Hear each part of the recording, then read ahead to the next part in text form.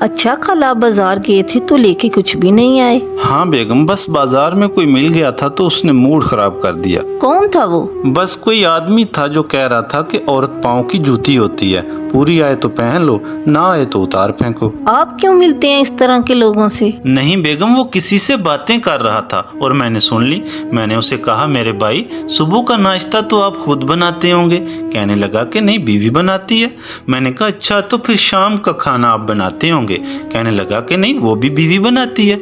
मैंने कहा अच्छा, तो बर्तन आप धोते होंगे। कहने लगा कि नहीं, वो भी बीवी धोती है। मैंने कहा अच्छा, तो कपड़े आप धोते होंगे। कहने लगा कि नहीं, वो भी बीवी धोती है। मैंने कहा अच्छा अच्छा, तो घर की सफाइयाँ तो फिर आप खुद करते होंगे। कहने लगा कि नहीं, वो भी मेरी बीवी करती है। मैंने कहा ओ खुदा के बंदे, कुछ खुदा का खौफ कर।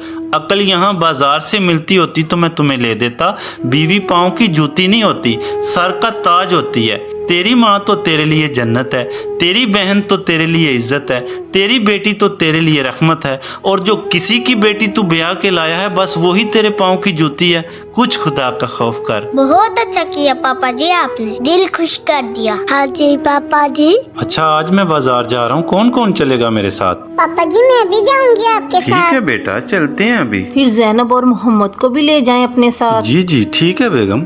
शाम हो रही है, जल्दी आ जाइएगा।